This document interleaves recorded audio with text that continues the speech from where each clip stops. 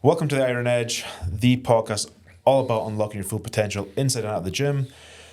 We are brought to you by Cerberus Strength, and today's episode is none other than Bobby Thompson. How are you, sir? Doing well. Glad to be here. Yeah, thank you for coming on. I appreciate you making the trip. Oh, yeah. So, let's just get in. We talked a little bit off air. We're off the back of ASM, off the back of the competitive season. Mm-hmm. How you feeling? How was the season overall, in your opinion? Overall, I had a great season. Had a little hiccup at ASM, had a little elbow tweak, and had to make an athlete decision. Really kind of wasn't worth pushing at that moment, so close to next season starting. Other than that, I'm lighter, faster, and stronger, and I keep climbing closer to podiums. Yeah. I mean, that transformation you did over the course of this last, it's not even a year, is it? No, I stopped losing weight after 8 weeks. And I put some back on. Yeah. Okay. Yeah. Because when did you start that transition? So it was right after the Rogue for me. That was when I knew. A year now. Yeah, 12 months at the Rogue. That's true. Okay. It was right at the Rogue for me. I knew it was time. I was having some health issues I was noticing, and I was kind of like, all right. I had some medical professionals that were working closely with me at the time, and we had made a decision that I was really big, and I was in this weird spot to where I was having some health issues because of how big I was, but my body just wanted to go. Like I was having to force myself to stay 370 pounds, both from losing the weight, but also from gaining the weight. So it was this position of, well, what happens if we just take the reins off? Like, what happens if we just let you grow? Stop restricting, let you grow. So, but after the Rogue, I decided that the sport wasn't really headed that direction, and I'm coming up on the 5-year mark, the 5-6 year mark, where I'll, if I get my next invite to Worlds, I've been on the pro circuit for 5 World's Strongest Man tours. And I've done pretty much every other show since it's been around. So that being said, I'm getting close to an age marker. Yeah. And big dogs die early.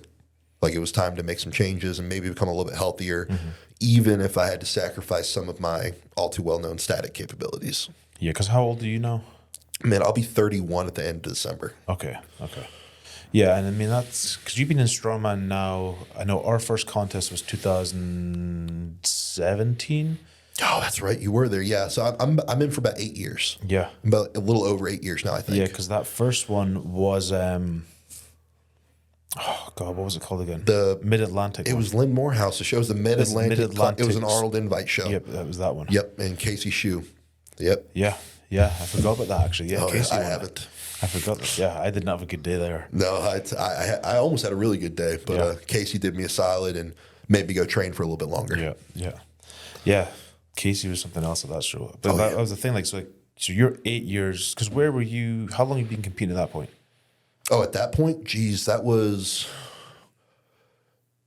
my first contest. Definitively wasn't my second, third. That might have been my fourth contest. So you're probably a year or two in. I would say a year or two in. Yeah. Yeah, because you competed at that one down in Florida, didn't you? Yeah, that was where. Yeah, I didn't do well. I placed, I think, 8th in that contest. That was where I saw Trey Gabe Pena for the first time. Davis Daly. Yeah, he won that one. He got his pro card at that show. Yep, I was 4th that one. Yep, that's. So that was the first one. Wait, were you? That's right, because we ran that yoke and you dusted me. Yeah. Yep. Fucking crushed you that yoke. Still won't give me a rematch. Dude, I'm an old man now. All of them broken. Wait, does that mean you won't win if we do it again? I don't know about that one. I'm pretty damn good at yoke. You were really damn good at yoke. Touche. Shit. You could probably still beat me on Atlas stones though, so it's fine. I don't know, dude. I'm not I do. Atlas stones anymore. I'm pretty sure. Okay. But because I've been in for that long. What do you feel like in terms of like? Did you look at that transformation from a longevity standpoint? Like, okay, if I'm going to compete for another 5 years, I need to do this, or it was more like your hand was forced? I don't want to say my hand was forced. I knew the direction I was headed. Yeah. I knew where I was going. It wasn't good. Yeah. So I don't want to say my hand was forced, but I made the decision because I didn't feel like I was going to have enough time to do what I wanted to do before the opportunities were being taken from me. Yeah, okay. And I've always kind of said that I want to be in until I decide I'm done. I don't want that decision to be made for me. Well, in order to do that, I've got to be here for a little while longer. So my hand wasn't forced, but I had told 2 medical professionals in particular, I said, hey, I'm going to go hard. and I'm going to grow. I'm going to get as big as I can. And when it's time, I need you to tap me on the shoulder. Okay. And that's what happened. Yeah. We talked. I got the tap. It's like, cool. It was the day after the Rogue we made the decision. Because you've always been lean though. Like even at 370, you had abs. They were there some days. What do you think the biggest contributing factor to that was? I train hard. Yeah. I've also been training in a very. So I was doing CrossFit in commercial gyms before it was CrossFit. Like I would come into the gym and get this idea of like, I wonder how many times in a row I can deadlift 405 for 5, bench 275 for 5, and then squat 405 for 5. And I would run a circuit in a commercial gym when I was in high school. Okay. And just be like, hey, I wonder how many times I could do this. And so I was doing that style of training at that age. And then it turned into, I taught myself to snatch at one point. Okay. I could do a full clean, do a full squat position at one point. So all these different things have always intrigued me ever since I was in high school. Yeah. And I just think the combination of that and then, to be frank, solid genetics. Yeah. Yeah. Yeah. Because when did you start training with Laws? Started training with Laws. The first contest we did together was America's Strongest Man. So right after the Rogue, I asked Laws to coach me, I believe. Okay. Yeah. Okay. Yeah. Yeah. Cool. Yeah. Because you had like 6 weeks before America's or something like that. Yep. Okay. And then how have you found that transition? Because you were doing mostly your own programming or working with a close friend to do most of your programming, right? Yeah, I had the guy that got me started in Strongman. He had been a pro through NAS at one point years prior, and he got me started. And then we quickly outran his knowledge, and he's not in the field of exercise science or anything. So it was old Strongman stuff. Yeah. And then I was a personal trainer at the time, and then kind of I didn't surpass him, but it became a think tank process. Yeah. And then when I went pro, he has life. He ended up getting a divorce. Now he's got another family started. So I've been doing my own programming pretty much since I became a pro until getting Laws involved. Okay. How was that transition for you? It was difficult in the beginning, not because of Laws. Laws, the coaching's on par. It's what I need to be doing. It's not always stuff I enjoy to do. I enjoy doing, but Laws isn't a yes man. Yeah. And he knows what I need to be doing. And there are times where I'll tell him, and this may make him sound bad as a coach, but there are times where I'll tell him, I'll be like, hey, this hurts. And he knows that at that point in time, it isn't his job to diagnose the injury. It's his job to tell the racehorse to keep running or if I need to stop. That's what his job is. So for me, that's been incredibly valuable. The conditioning that I do is really cool because I get to design that. And that's kind of where my passion is with my training. Laws will give me the meat and potatoes, and then I'll get to the bottom and it'll say just conditioning. Okay. And I know where that line is. So I get to control that part. And I think that helped me kind of Jesus take the wheel a little bit. Yeah. Because I've been doing it for so long on my own. And it was the guy that got me started because I talked to him for a bit and I was like, hey, like I want to bring somebody in, but you know, we've done this in-house for so long and it's worked so well. And then he laughed at me because my coach was Zane. He was a fan of Laws. Yeah. And he's like, just go. He's like, what's this guy going to do to you? Help you? Yeah. And that's all he's done. So once I could take my hands off the reins and just shut up and do what he told me to do, it was fine. That was the biggest thing for me from being an athlete is when like having a coach, like you just don't think. You're like, okay, here's the list. Here's the plan. This is what I have to do. So much easier than what I was doing before. Oh yeah. Yeah. Yes. And I was, even like for me, like, trying to do the business side of stuff and then train as well, it got too much. I'm trying to balance it all. Well, it's frustrating because I coach athletes as well. So most of my day is strongman. It's wonderful. It's great. But I'm sorry, after I troubleshoot 12 plus clients, I don't want to troubleshoot my own stuff. Yeah. Like it sucks. It does. And you need an outside perspective. Yeah, no, I fully agree. How is the coaching stuff for you? I mean, like, what's your approach to that? Like, I know that you're quite selective with people you work with. Yes, I have a general rule. If I won't eat dinner with you, I'm not going to coach you. Okay. It's that easy. Interesting. Yeah, it makes for a real awkward kind of first video chat to discuss with somebody because I generally open up with, hey, this is just a 30-minute conversation to see if I like you and you like me. And that's exactly what it is. Yeah. It's really just to see if we can sit there and talk for 30 minutes. Yeah. If I find out, 3 months from now they've got a problem that I'm not smart enough to fix with Strongman, that's the least of our worries because I can send you to that guy. Yeah. I just need to make sure that we can deal with each other. Yes. So coaching for me has gone very well. I'm starting to branch off and take guys on that aren't directly competing, partially because I had 2 athletes lie to me on their video chats saying that they wanted to compete in strongman and they had no desire to, but they still wanted my assistance in bettering themselves. And that was kind of an eye-opening thing for me. I was like, okay, maybe I need to circle back around to Gen Pop. Yeah. Maybe there's some guys there that I can work with. So it's been fantastic. That's cool, dude. Because like, I mean, with that, like, obviously, like, I've watched you grow as an athlete, be as an athlete, you're, the following on social media and all that sort of stuff. How do you feel like that's changed your, I don't know if to say change your outlook, but like, you're obviously able to reach a hell of a lot more people now than you used to be able to. How do you approach that? It's kind of, I've heard that people usually grow up into the adults they needed when they were kids. And I realized that some people are still kids and they haven't turned into those adults yet. Some of these, we have grown men that are walking around at 22, 23, 24 years old. Some of them are 35, 36 years old. They're adults, but they're fucking kids. Yeah. And so I look back and I realize I very well could have been, looking at the things that happened to me in my life, I could have been one of those guys. So when I'm putting stuff out, a lot of times I'll just sit and I'll be like, what did I need to hear at this point in time? Maybe not as direct, but usually those are the people I'm trying to reach. Yeah, because I've noticed even like the last couple of weeks you've been putting out more content, like more like spoken word type of content. What was the premise behind that? Just that sort of impart wisdom type of deal? Kind of. That's one of, so if I have a knack with my clients, I think. I think it's a knack. They may hate it. We'll get about 15 minutes of training discussed and happening, and then I learn about them. Okay. I want to know about them. Yeah. I have one of the guys that he didn't lie to me, but competing wasn't too high on his list until now. He's all within the same 3-year period. He lost his mom, 2 other close family members, got diagnosed with diabetes, and then lost 100 pounds on his own. Wow. Yeah, like I want to know about that guy. Yeah, no shit. Like so, and that's kind of that's been the perk of kind of I started there, getting to know my clients, getting to know what made them tick, what makes them tough, because I knew that was only going to be data I could apply to other clients. And then when I'm talking to them and I'm telling them these things, really things I am posting now, I quickly learned that's something that's needed, like within the fitness industry.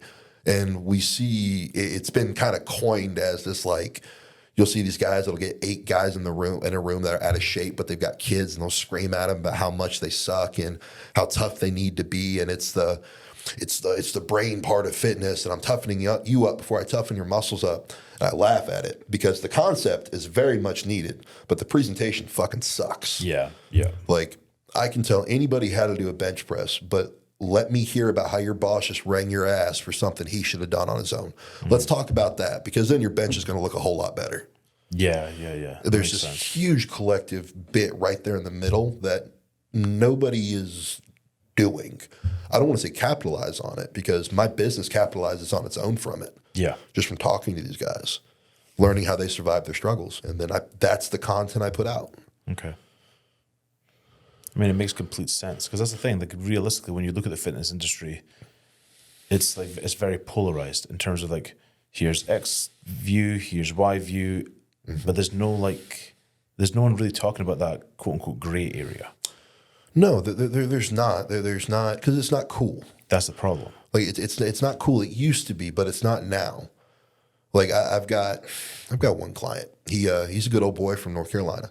And he sounds like it and talks like it. Yeah. Coming out of high school, his guidance counselor said you should go ahead and go apply at Home Depot or Lowe's, because that's about as far as you're going to get. Currently employs 20 plus people, has a moving company he just bought his 13th truck. Wow. Yeah. And I was like, okay. And he's not even 30 years old yet. And I was like, but the person that was supposed to help him told him there was no help coming. Yeah. Oh, okay. Like, you see people like that. Those people exist. Oh, yeah. But it's not cool to have that story. Yes. It's not cool.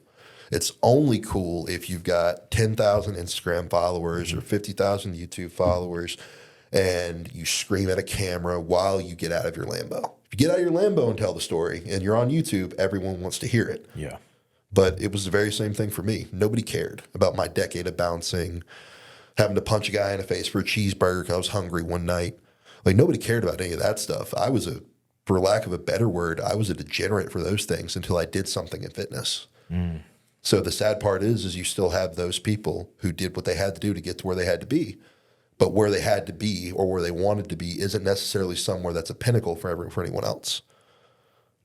Right? So all that stuff, you don't hear about this stuff because it's not cool until something great happens. Well, something great doesn't just happen very often. So nobody hears about that stuff, especially in fitness. That's a very interesting way to put it. Yeah. Never actually sat and thought about that. So circling into that, I know you did. You worked multiple jobs. You worked doors and all that sort of stuff. I mean, how long? That was for like most of your strongman journey until a couple of years ago, right? Other than strongman, bouncing was the only thing I'd done. No, I bounced longer than I did strongman. Yeah, so strongman's the only thing I've done longer than I've bounced. Wow. Yeah, I bounced for a little over a decade. Damn. Yeah. How do you feel that influenced your strength career early on? Oh, it was huge. Yeah. I mean, I can look back at multiple situations that I will not give details on for legal reasons that my strength probably saved my ass. Yeah. Like, I again, no details, but I can pick a 300-pound sandbag and press it over my head. I mean, being able to do that with a 300-pound sandbag can get you out of a lot of trouble. Oh, yeah. Yeah. So it became, and that was part of my drive, I think, for that middle portion of my strongman career, was that the stronger I got, the worse places I could work, the better money that was there. Or the stronger that I got, I could have those fights, and they would be bad enough that nobody would want to have another one. Okay. And it was also a situation where the bigger I got, eventually I got to a point. It's right around the point in time where women start pointing at you and saying, "Sweetie, I don't want you to look like that." Yeah. It's right about that point in time, everybody leaves you alone. And that was part of what I got paid for. Yeah. So when that was happening, it was super important. But then I crossed over into a real bad situation where I hit a guy one night and I really hurt him. Like he still walks around town and he still wears an eye patch. And then that's when I realized, I was like, holy shit, I have stepped into a new level of strength. Like, we can't do this anymore. And that's when I started moving myself out of bouncing. Yeah. Have you ever, because I know like for me, like working doors and bouncing back in Scotland, it was always a case of you're basically waiting for the court, for your next court appearance. I luckily never had to deal with any of that shit. Did you have that in your aspect, or were you lucky with that side of stuff? So I worked some pretty shitty places where the cops didn't want to go. Okay. And I again, just taking care of some guys who took care of me back in the day. I definitely had an agreement with some local guys that would work downtown, that if they showed up and somebody was compliant, then things were a lot easier for me. Yeah. Meaning if they showed up and if this person could just get shoved in the back of a car, life was easier. Yeah. So that was a thing.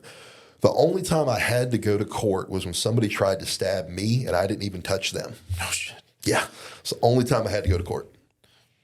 That's not too bad. Yeah, so I had it pretty good with the local boys. There were some cops that would come in and have drinks with not their wives on Fridays, and then come in on Wednesday night to have dinner with their wives.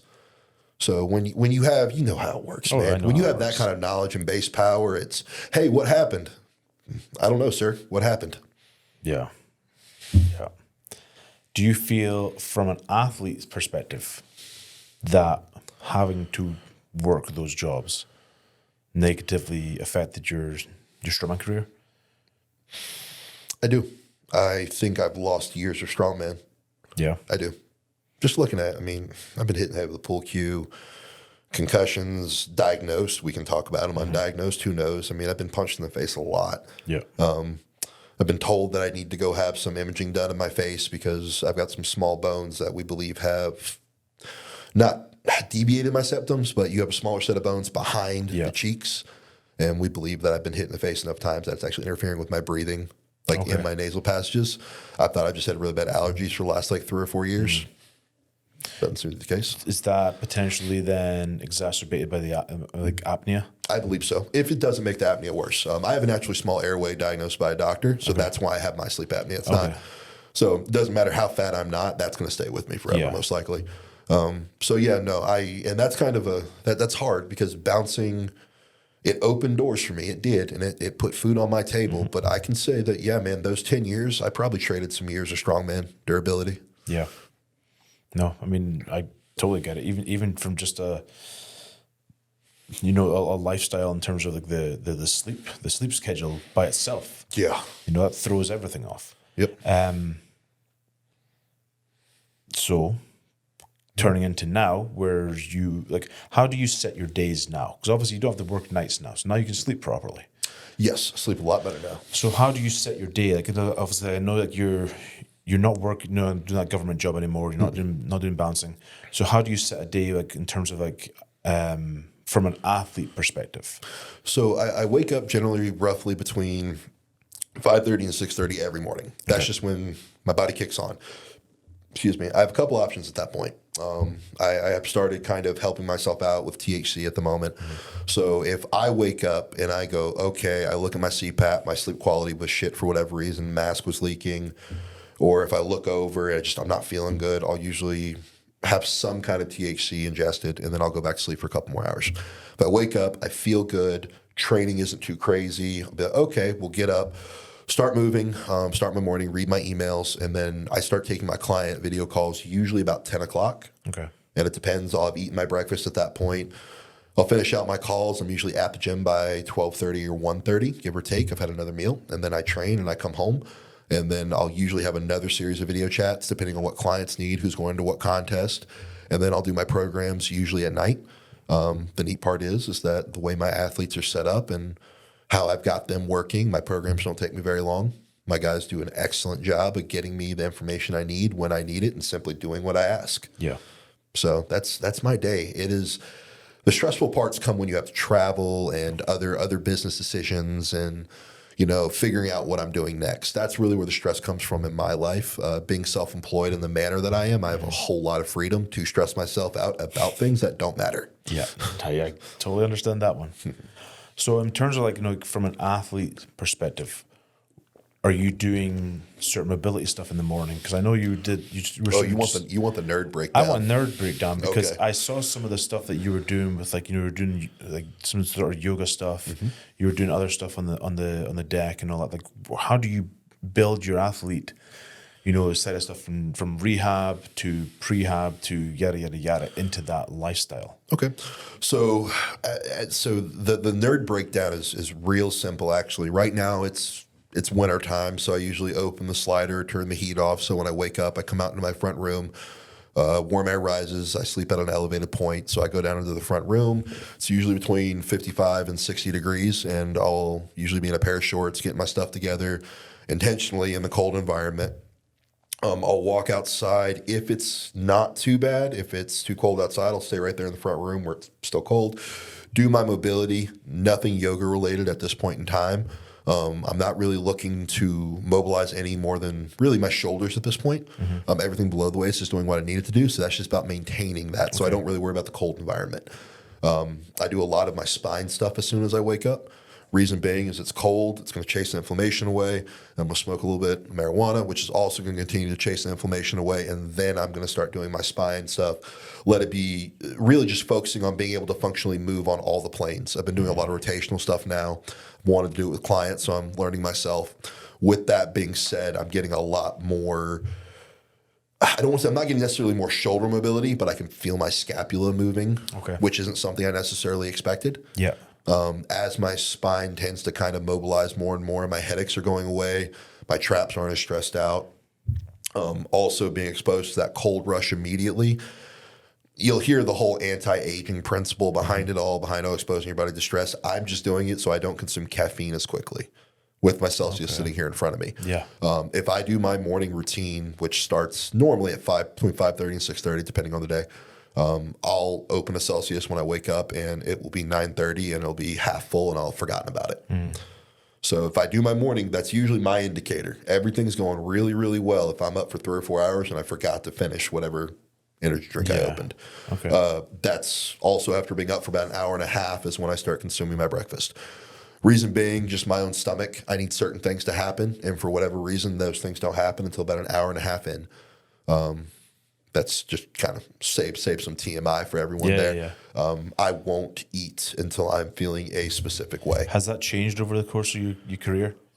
Because for me, I'm the same as you now, where like I want to get up. I mean, I'm in coffee straight off the bat. Again, like the pot gets made, or pot's on a timer so that when Michelle gets up, the coffee's good to go. So I literally roll out of bed, straight to a cup of coffee.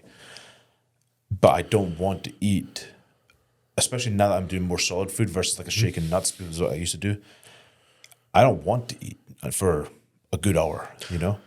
Whereas back in the day, it'd be out of bed straight into food. Well, so I'm in a weird spot right now. So I'm bear in mind, like I just said, and I would say a strong 5 out of 7 mornings a week, I forget to finish whatever caffeine source until I'm getting ready to go to the gym. That's when it's like, oh, okay, I need this now. Yeah. So again, for me, that's the bonus. If I forget about it, that's the bonus. But I also, I wait to be, I don't necessarily wait to be hungry, but now I know it's coming. For the majority of my strongman career, I would say for 7 out of 8 years, I was 350 pounds or heavier. And then for the last 2.5 years, or almost 3 years, I was like over 370. Yeah. So somewhere between those time frames, I didn't get hungry. It wasn't a thing. I would have all the negatives. I would have the headaches, the shakes, blood sugar would drop, obviously stamina and strength would drop off, but I would never have the experience of hunger.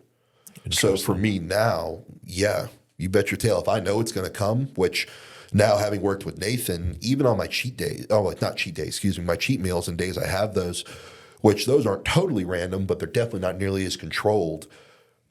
I'm going to be hungry. I know I'm going to be hungry. And with that comfort, I don't mind sitting around for an hour waiting for it to happen. Yeah. Versus if I don't know what's going to happen, I'm just going to feed.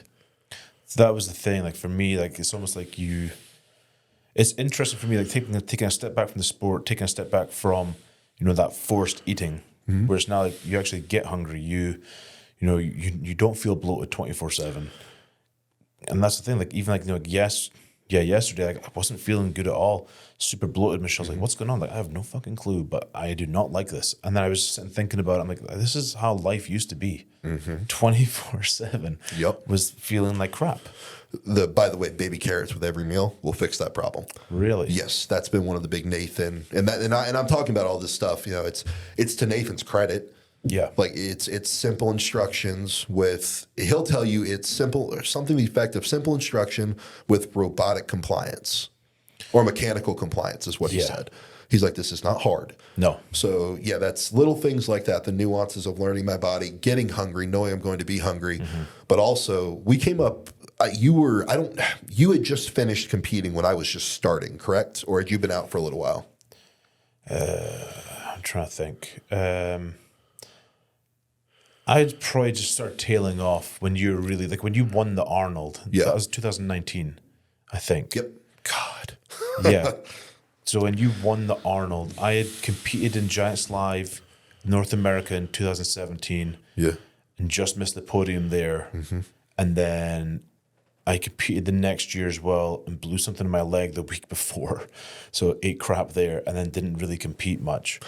And then I moved out here to New Hampshire. So we had this, at least when I started, that was when we really started seeing like the 10,000 calorie challenges and, everybody, Brian Shaw really started pushing how much food he was eating. By the way, it's true. I've seen it on several occasions. But everybody thought they had to eat like Brian. They had to eat like Eddie. They had to eat like Thor, and people want to do extreme things because there's a badge of honor that comes with that, and they assume there's going to be some kind of extreme result. And the guy who got me started, I don't want to call him my coach anymore. He's my best, one of my best friends, and probably the closest thing to a big brother that I have. He was on the same train. He's like, "Hey, this is what we got to do," and it worked at the time. Oh yeah, I did the same thing. In the very beginning, it works out great, but then you look at it, it's like, well, shit. And I've had so many clients, I've had to reverse engineer the Eddie Hall diet off of. Like I've had to look at that. Well, I'm eating this and I'm eating this. I'm eating as much as you are. And I'm like, why? Yeah.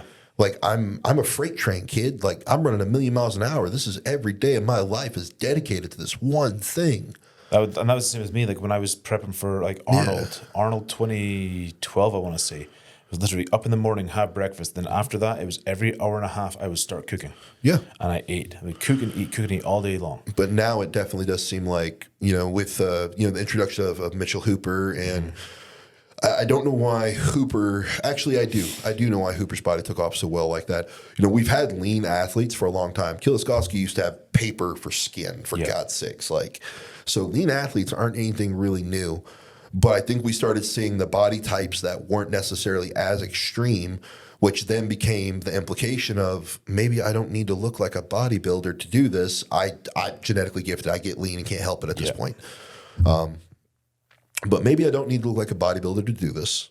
And I was like, maybe there is a athletic look that comes with this, which you and I both know is not being incredibly lean. Yeah. The athlete's build is not that. So there does seem to be something in between merging of what normal health standards and then the extreme things those health standards can accomplish. Yeah. Which really excites me to see. Yeah, the sport is definitely, it feels very cyclic in like how, like late 90s. Leaner guys, more fast moving events. Then it went to like really, really heavy stuff. And even though it's heavier now, it seems to be coming back into a little bit more athletic based. And I think that athletes are starting to click onto that as well. Yeah, I would agree with that. But I also think that you have to get in and get out now. Yeah. Like you can't work your way and take your time. And I think Spencer Remick was probably the last guy we're going to see with a 10+ long year career before he got to Worlds. Yeah. I think that he's the last one we're probably going to see. Knock on wood. Hope it's not that way. But with the sport that's becoming so specialized, the segment we're in now is actually kind of scary because now running a 500-kilo yoke for 60 or 70 feet is normal for a pro. Yeah. You look at that and go, oh, okay, shit, got to do that. No drops allowed. That should terrify some people. Yeah. Because people don't want to see longer distances. They want to see heavier weights. And it's going to be heavier weights going faster. And it's cool. I love it. But I also can sit back and go, shit. Well, that's the problem. Like, it's like that point of where's the point? If that makes sense. Like we had like the Arnold, I'm trying to think, Jenkins was still around at this point. Yep. When they had like the super, super heavy yokes. And it was just was it the bail tote? The bail tote wasn't Jenkins here though, was it? I think they had it around that time. Okay, yeah, because I think the year it hurt everybody was a little while after. Yes. Yeah, but no, you're exactly right, because it was like 1,300 was a start, or 11 or 13 was a starter, and then it went up to like 13 or 15. And it's like, that's not viable long term. Like everyone's getting hurt with it. Yep. What are you going to do? So how far do you push that limit, So unfortunately, we're starting to see athletes having to pick sides with organizations, or I think it's coming to that point, which I don't like to see. However, the Arnold could not be a successful TV show the way it's run now. No. World's Strongest Man, it's a successful TV show for a reason. So part of me is torn because I don't like seeing such a degree of difference in any one sport because then it begins to potentially mitigate accomplishments made by everyone else. Well, I won this. My show was heavier. Mine was faster. Mine was longer. Mine was here. It really sucks that that's the world we're kind of drifted into with the sport. However, I do like that an audience that wants to see a lighter show, more faster paced on TV. They want to come see a bunch of guys running, moving quickly, can go to Worlds. If somebody wants to come see a big press or a big deadlift, they're going to come to the Arnold. Yeah. I do like that that's available. It's just, it's got pros and cons. Yeah, no, I would agree with you. And I mean, when you look at like the Giants Live stuff, like the arena level stuff. Yes. It's wildly successful. Beyond successful with the model that they've got. And I've seen that grow from nothing. The first real Giants Live contest was like in a damn parking lot. Yeah. And I was lucky enough to be a part of it. And then it's just blown up. I remember doing Europe's Strongest Man, 5,000 people. And now, you go to Europe's now and it's 12, 15,000 people. It's huge. It's insane. And I think there's definitely potential to run over here. I'm just intrigued to see where the sport goes from a promoter side, stateside. It still seems like it's kind of the wild, wild west right now. A little bit, I'm not a promoter, but I do participate with an organization, a weight class organization. And it does kind of seem like it's the wild, wild west in terms of promoters and what's going on, who needs to go where. I can say that I don't think right now, I could be wrong. I would like to be wrong, knock on wood. I don't think there's a heavyweight viability for the open class in the U.S. right now for like a circuit. I just don't think. I've been intrigued to see where it goes or where it can go because, back in the day they had Super Series in the States. They had Giants Live in the States. And it's just tailed off a little bit. I would love to know why it tailed off. I think it tailed off. This could go a couple different directions. Society changed a little bit. So, okay, perfect example. I'm going to sound like a boomer real quick. I had a contest coming up, and I was hungry one night, needed to eat, and I was broke, and I didn't get paid from that bouncing gig until I got my paycheck the next week.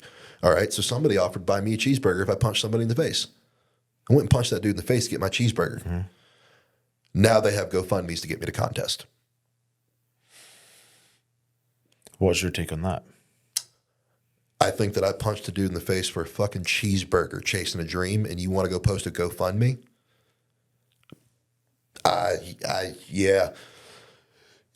No, that's a hard one. That's a hard one for me. I wish there was more availability for people to get places, but I worked my ass off hard, gave a lot up, and so did every other guy I compete with that's at the top level as an American right now.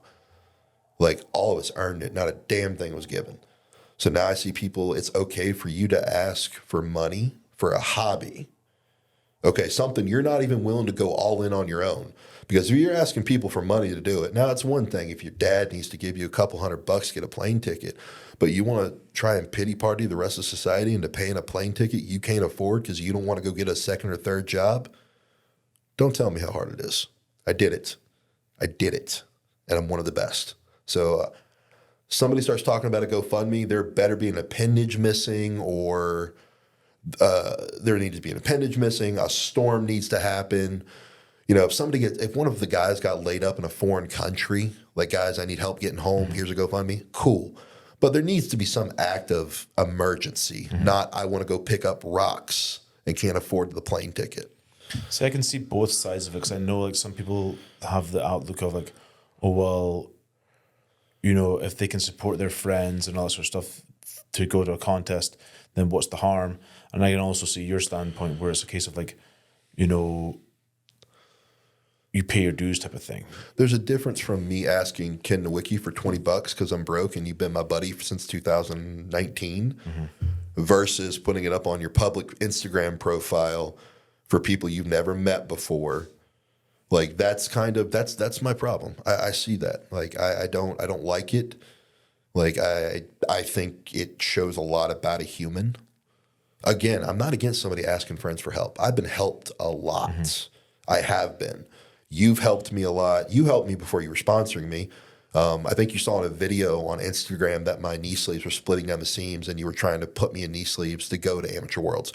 Granted, like that, a sponsorship may have been pondering at the time, but situations like that, you weren't going to get anything back on that. You didn't know. So I've been helped by plenty of people.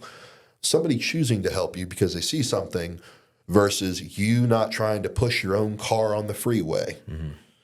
Like, I can't get behind it.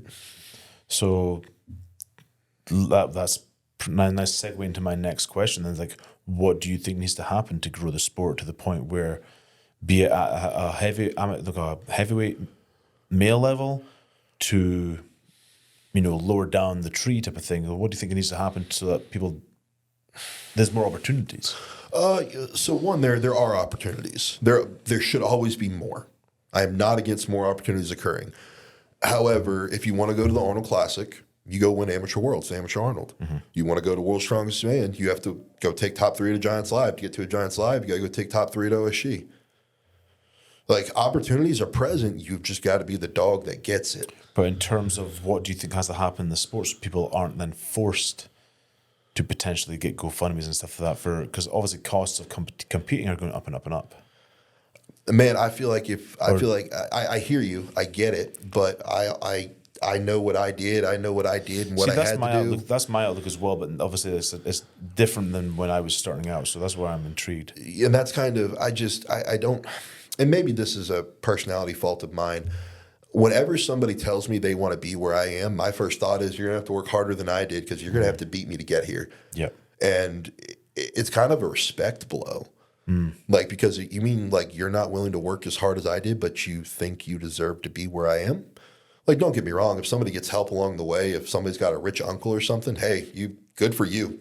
Like, you made it work, man. But again, that's different than posting up a GoFundMe, or if you want to support me on my journey and I see you on your story out every weekend, or you've got a $3,000 puppy or a car that's clearly got a $600 car payment, or you live by yourself in a house that's got 3 rooms you can rent out.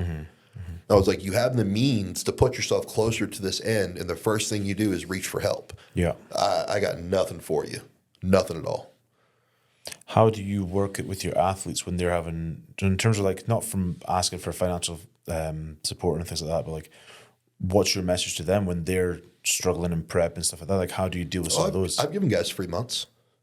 Well, I don't even talk from a financial side. I'm just talking about in terms of like, if an athlete comes to you like, hey, I'm really struggling with XYZ, you know, where's the, like, what's the advice that Bobby Thompson gives? Are we talking about in terms of getting to contest or just life advice? Both, I guess. Well, I guess initially get into contest, and then you know, from a more long-term outlook. So right away, we look at what training is going to look like. What can you do? Okay, can you train for 4 days a week? Yes, I can. Cool. Here's your first 4 days. Let me know what happens. Hey, man, I can only be in the gym from this time to this time on this day. I need an extra hour. Cool. Can you train on Saturdays? No, I can't. Can you train on Sundays? No, I can't. I was like, okay, does your daughter who has to go to daycare have another friend her age with a single parent or a dad on the weekends? Yes, she does. Guarantee you that dude doesn't want to have a tea party with his own 8-year-old daughter. Take your kid over there, give him $20, watch your kid go train. Yeah. Oh, sweet. Well, I don't have $20. Cool. Pay me $180 instead of $200 this month. Yeah. Like, it really, like, whenever guys come to me with logistical problems, the first thing to do is to state the problem, because then you've halfway solved it. And a lot of people have a hard time with that. What's the actual problem? Yeah. So now, when it comes to life advice, I mean, that's oftentimes they give them, usually most people, if you talk to them long enough about it, you can get them to talk about it. They're going to give them they're going to give you their own advice. Yeah. And then they're going to walk away with it. Like, that was, I had a client, he's a nurse, loved the man to death, Kirk. He's my senior, or I call him my senior athlete. He's my only master's guy. Okay. Usually tears up USS Nationals. You know, Kay was at work, had some issues. Somebody jumped on him. We were talking about it. He's a nurse, very good at his job. Doctor who just wasn't quite on board. Well, if you don't know, nurses and doctors, no one's boss. They operate independently. Well, Kirk's a charge nurse. He's been doing this for a while.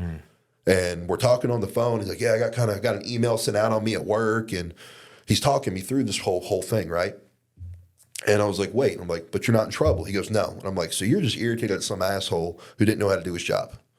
And he goes, I don't want to say that because that's kind of disrespectful, but yeah. And I was like, so we don't have a problem? He's like, no, we don't. And then he just kind of looked at himself and he's like, no, we don't. Yeah. Yeah, like, that's like, just walk them through it. And then you tell them it's okay to be mad, or it's okay to be upset. It's okay to suck this week. Like, the moment you validate the way somebody feels, again, usually their feelings are their problem and they tend to sort it out. Yeah, I mean, that's completely true. And I think we've all been in that situation where, you know, really when you sit and almost like, I don't want to say like delve into the problem too much, but like you overthink it. You know, when you take a step back, you're like, oh, you know what, this isn't really that big a deal. So obviously, it was part of this podcast is all about, you know, unlocking your full potential, like in and out of the gym. What do you think that your biggest lesson inside a gym has been? That's a hard one because it seems like it's a new one every week. You know, I can say the biggest one is that I can do anything I decide to, and if I don't, I'm just being lazy. I can probably say that's probably the best lesson I've ever learned inside the gym. Because there are a multitude of things that I've said that I cannot do that I have started simply doing. Yeah. And usually it's a result of, oh, I can't do this, and then I can do it. And it's really kind of annoying because if I can apply that much effort or decide to that degree with anything, there's nothing I can't do. There's just not. Like there's not a problem I can't find a solution to. Like there just isn't. So with that kind of confidence, yeah, I'd say that's probably the greatest lesson I've ever taken out of the gym. I mean, I think it's very, very true because I mean that's like the biggest thing for me. I think from training has just been like that. Like okay, what's the problem? What's the solution? Why are we worrying about this? You know, and I think that sums up things in life. Because for me, especially with work nowadays, I get in my head so much about daily things or little crap that on a grand scheme don't really matter. It matters, but it's not like life and death. No. You know? It's not. And again, my financial advisor coming in clutch, he gets the most stressed versions of me usually because one, I'm stressed about everything else, and then we're stressed about money. And he said, pick a number in your head. And I said, okay. He's like, what's the number? And I told him what it was. He goes, why is that the number? And I was like, because if that account's empty, I'm totally broke. And he goes, okay, cool. He's like, now take that number and assign a value of a problem to a comparable figure. And I go, okay. He's like, is it that number? I said, no, it's not. It's not worth nearly that many dollars. And he goes, okay, then it doesn't matter. Why is your world ending? Interesting. And then so, again, it's really just how you assign weight and value. Yeah. Does this thing matter? Not, do I feel like it matters? Does it matter? Yeah. And I think that's an easy place to get lost on. You know, pardon me, like with the whole deal of like, does it actually matter, or is it your perception that it really, really, really matters? Yeah. And the accepting fact of what you feel doesn't matter. Like that's like, I've coined a term, and it's 2 + 2 doesn't equal 3 because you feel like it. Well, I saw you say that in one of the videos recently as well. Where did that come from?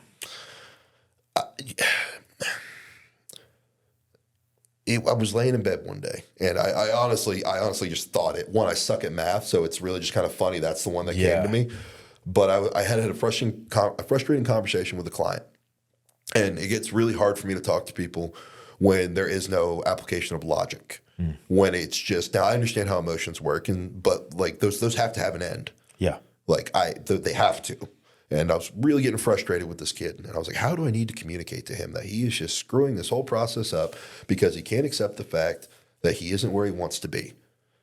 And he keeps trying to quantify. And he's very smart too. That's the shitty part about it. And he kept trying to quantify with, oh, well, here we have this, and we have this, and this percentage, and I should have squatted this. And I looked at him one day, and I was like, 2 + 2 doesn't equal 3 because you want it to. And he goes, I know it equals 4. And I was like, oh, really? And then it just clicked in his head, and we were fine. So when that happened, I grabbed it. I stuck with it. I've said it about a few people and to a few more people. Okay. But that's really where just that came from. Just trying to figure out how to communicate with him and what asshole phrase can I use that's going to shock his brain just enough to bring him out. And it worked. Okay. That's interesting. How often are you dealing with that with clients to then basically Not very often. Okay. Not very often. Not very often at all. I've had a few of them where I've had to stop them, and I'll tell, because I don't coach a lot of people. Yeah. And it's got to be the right people, because if something's wrong, we're going to talk about it. Sure. If you need me to stretch thin, I'm going to stretch thin.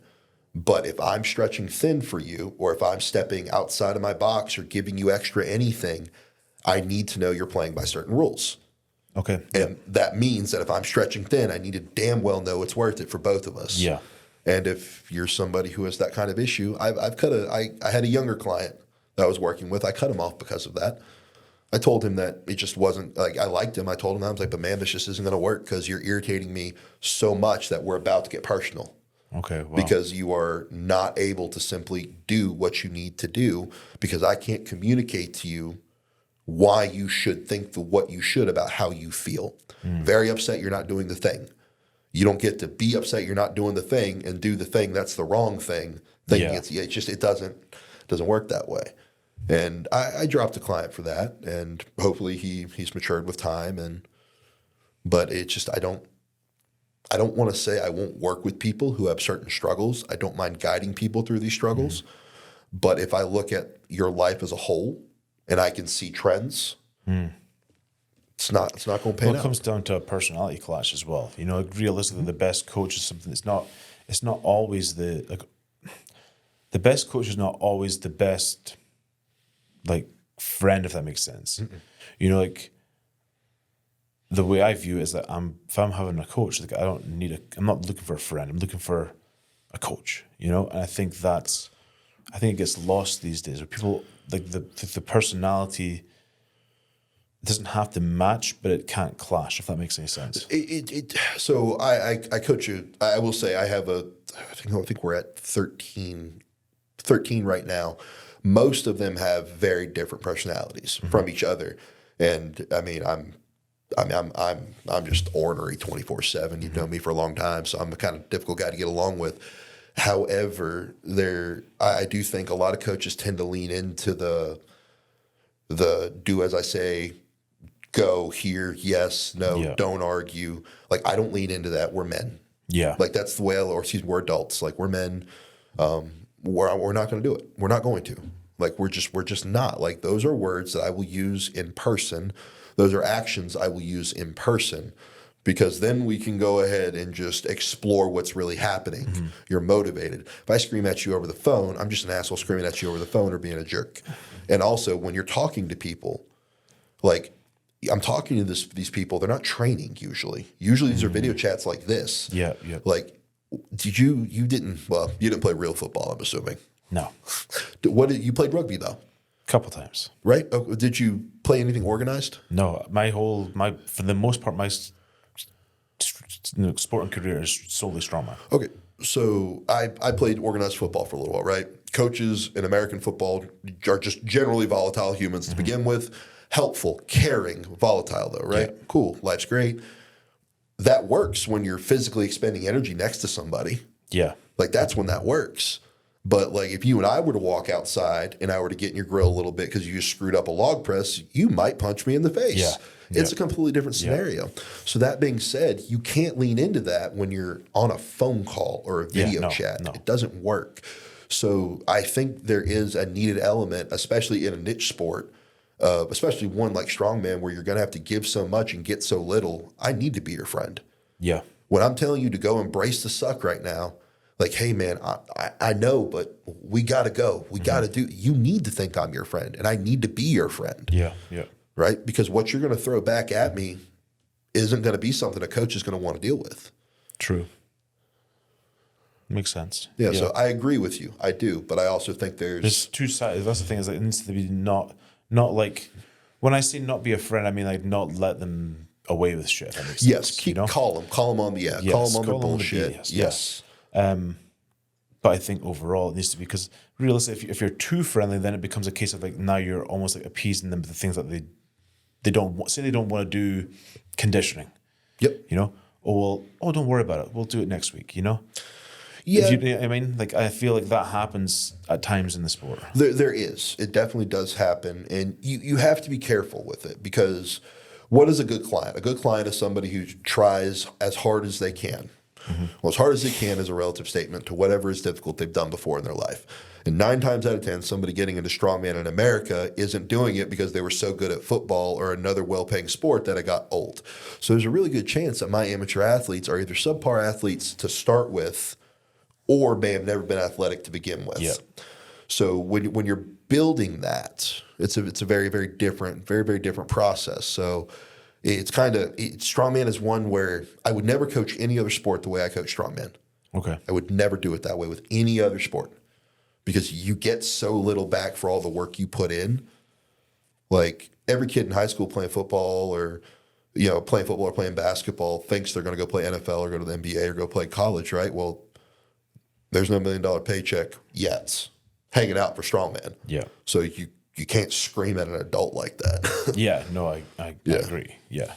So circling back to, I know, like, before we even started this, we were talking about some of your stuff with the financial advisor, and you mentioned, like, I can't remember the term you used, but joy investments. Joy investments. Yep.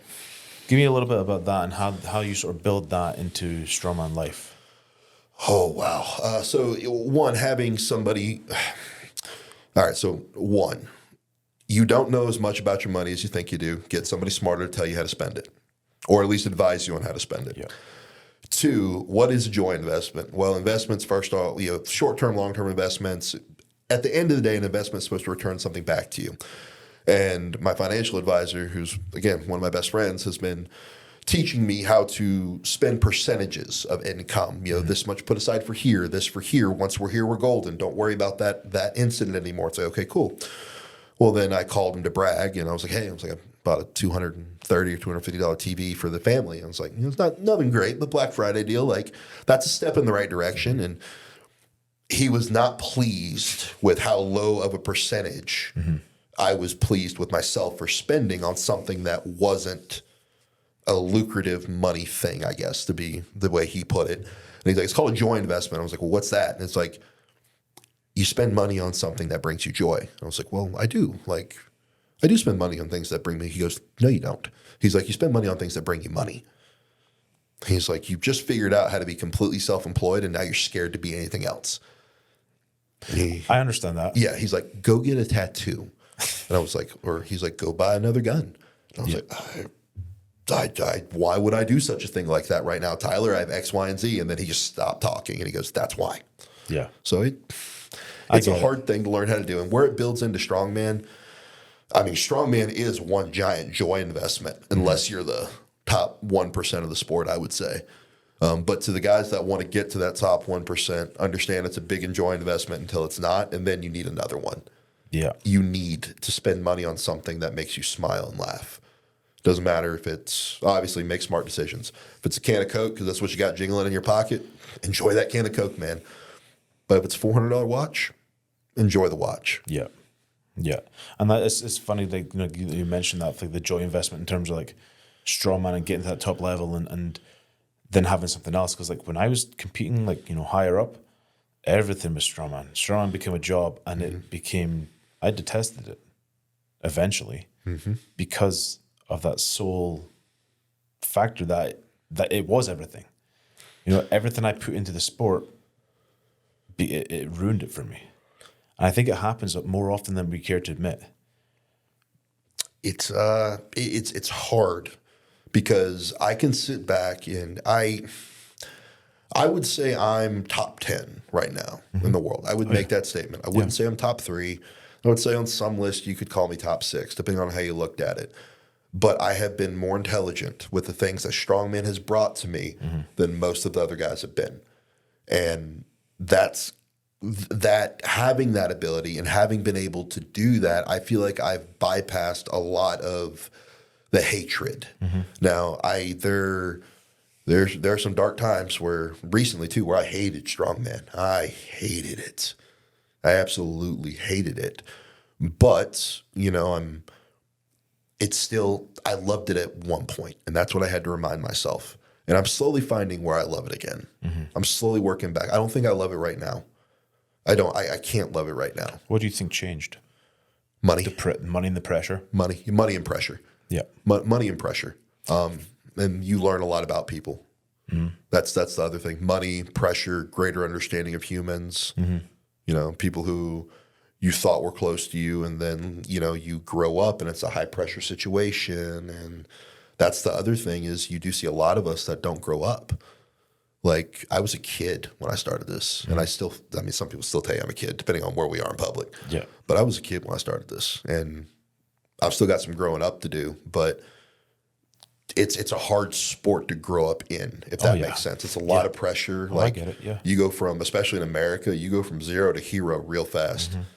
I mean, I went from amateur worlds 2 years in to Lithuania, which was really cool, and then I'm in front of, 3,000 people in Warwick. I was like, Jesus, okay. Like, you go from here to zero real quick, and if you stay on the circuit and you don't grow up. Do you think you had some of that? I don't know how to word this.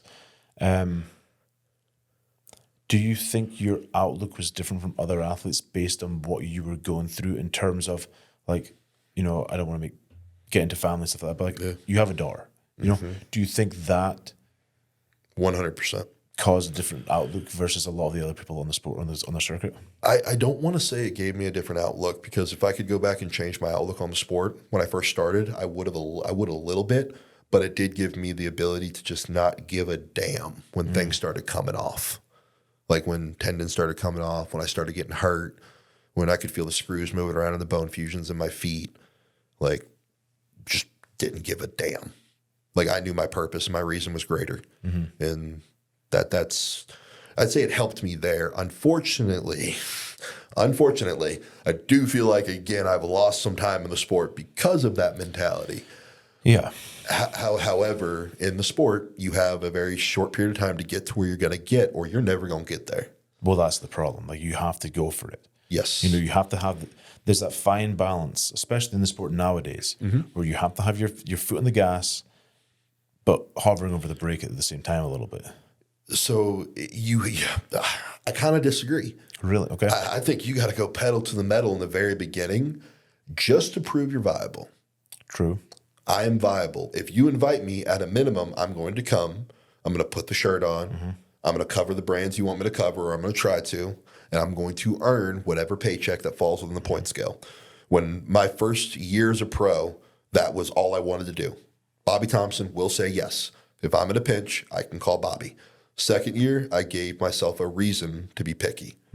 Okay, so then that was podium at the Arnold. I was like, cool, finals at Worlds.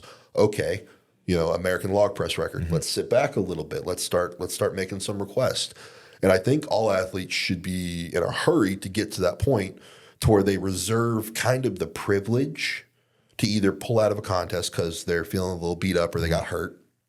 Don't make a habit of it. No. Certainly follow through with your word.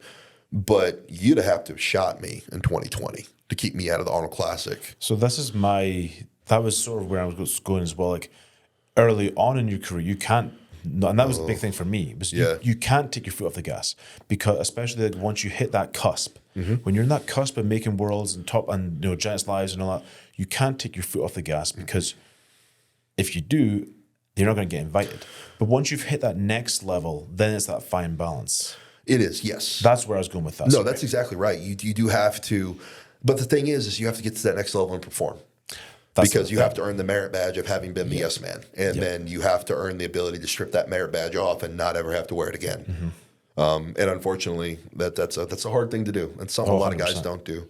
But 2020, I didn't have a great start to my pro career. Oh, yeah. Like I had a very traumatic kind of, so I don't know necessarily if I'm the great litmus test. Like, listen, I tore my biceps 7 or 8 weeks for the Arnold in 2020. And then my uncle died like the next week. Oh, shit. Yeah, like we knew it was coming, but it was supposed to be like, hey, he's got a couple years. Yeah. He had a very rare kind of lung cancer that wasn't from smoking. And they had like trials and things they were doing, but at the end of the day, they were having to pump so much oxygen into his body to keep him alive that it was going to kill him. And it was requiring more and more. They're like, hey, you're deteriorating. Like the issue was that my dad had flown to Colorado to help my uncle's new wife move some stuff around in the house and help kind of get some things in order for the next couple of years. And that was in December. And my dad had called me, or my dad had asked, like, hey, do you want to come? I'll pay for the ticket. And I was like, well, Uncle Anthony's still coming to the Arnold, right? And he goes, yeah, he'll be there. I'm like, fuck yeah. Okay, cool. I was like, well, no, like I got to stay and train. My uncle was a big lifter, so he got it. I was like, I need to stay and train, Dad. Like, this is a big one. I get a call coming home from work, on the way to the gym saying, hey, so-and-so is about to call you. You're going to have to say goodbye to your uncle. I was like, what the fuck are you talking about? I was the last thing the doctor told us we had years. Like, we had a year or two. Yeah. Like, he's coming to the Arnold. And I asked my dad, before he left, I was like, hey, is this a goodbye trip or are we? And he goes, fuck no. It's not a goodbye trip. He's like, your uncle's in the hospital getting some stuff done. I'm going to go help her move some heavy boxes, talk to some people, burn some sick leave before I retire. I'm like, all right, cool, no problem. So subconsciously in my head, I chose the Arnold Classic instead of going to see my uncle and say goodbye. So that's why I usually tell people, like, I'm not the best one to ask for, like, hey, in the very beginning, because you don't want to go through what I had to go through and still go through in order to do the things I do. So we talk about everything people give for the sport and how people can be angry or hate the sport because they don't get everything out that they should have. I don't think I had a choice. I think at that point, and I know that's not the decision I made, Yeah. but that is the decision I made. I had a choice. I chose to stay home and train because that's the most important. That was the most important thing versus getting to say goodbye to my uncle in person, the man who had helped raise me. So it's kind of like, it's hard to look at everything you put in, but people talk about time, money. I think that's the other reason I'm so fucking tough on that GoFundMe shit. Yeah. Like, yeah. don't talk to me about dollars. I Talk to get me it. about time, because that's what I've lost. Well, that's the thing. And I think that's, as we age, we realize more the value of time. You know? Competing or not, that's the big thing where as you get older, you realize a hell of a lot more. Oh, yeah. Just how important time is versus anything else. Well, and that's the thing. And that's a lot of people don't. Nobody gets into strongman because we're okay. Yeah. Like, none of us do. Like, none of us do. You may not know everybody's stuff. I'm pretty open about what my life was like, but we don't get into this sport okay. So that's kind of the other double-edged sword is when somebody looks at me and goes, I want to be world's strongest man. I want to do what you do. And I just look at them and I was like, I don't know if you could survive the trauma required to shut your brain off to do this shit. Yeah. Like, so that's a hard one. I try not to advise people on I never talk to my athletes about what the first year of their pro career might look like. I totally black that year out. We just don't talk about that year. I get it. I completely understand. So to wrap up, what is next? I know we spoke in the car very briefly, you know, Arnold, potentially Worlds, Shaw, stuff like that. Yeah, I think as long as I perform I think I'm a staple at this point. I think I have, how can I say this? I think I'm kind of in a position, as long as I don't totally shit the bed somewhere, I should be on the whole circuit this year. Yeah. All I'm counting on, though, right now is going to be the Arnold USA, because that's the only official released roster at the moment. Okay. So I know that Brian he looks pretty close throughout the year to see who's performing. So usually about halfway through the year, you can figure out who's probably going to get invited to the Shaw. Sure. Worlds, they have their processes. I know that a couple guys have already qualified. So that's always a good show. And then we've got something special coming from the Arnolds. I don't have too many details on that just yet, but that's going to be a great one. And then we'll finish up the year hopefully with the Rogue. Nice. Yeah, it's really kind of hard because I don't think anybody knows until their first big contest of the year. Like, all of us, it's like, well, who's going to go to what? And I was like, well, unless we podiumed, we really don't know, and that's not even a guarantee. Yeah. So all of us are kind of like, let's see how the Arnold turns out. Yeah, it makes complete sense. So like I said, to wrap it up, why don't you tell people where to find you? I'm assuming they probably already following you, but why not put it out there anyway? Oh, guys, you can find me on Instagram at Pro Strongman Bobby Thompson. That's the only place you can find me because social media is not really something I do so well with. Perfect. Yeah. Well, thank you very much again, sir. Very much a pleasure, and I'm sure we'll do this again sometime. Yeah, it's a great time. Always good to be here. Thank you, sir. Yep.